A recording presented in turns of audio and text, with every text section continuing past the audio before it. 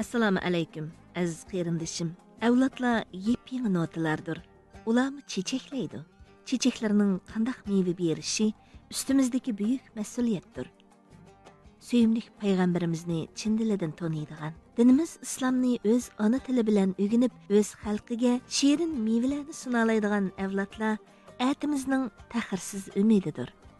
Sirat o'smirlar jurnali mana mushu yo'lda payg'ambar alayhissalomning hayoti, faoliyatlari, sahoba chaqchaqlari, hikoyalar, she'riyat gulzori, sayohat xotirasi, qiziqarli kartonlar, sahobalar hayotidan unchilar, kichik do'stlardan maktublar, olimlarimizdan so'ridiq qatorliq rangdor sahifalar bilan notalarimizga islom dinini o'rgatib qolmay, batlarning sifati va milliy tusini kun sayin oshirib, ona tilimizni suyundirish uchun tirishmoqda.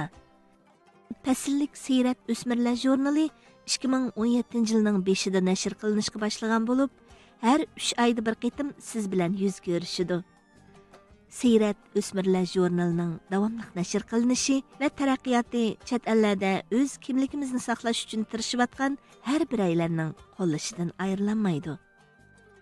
Dunyoning har qaysi joylarida bu jurnal kirmagan birmi Uyg'ur oilasi qolmasligi uchun Sirat o'smirlar jurnaliga mushtari bo'ling, mushtari teping, tavsiya qiling.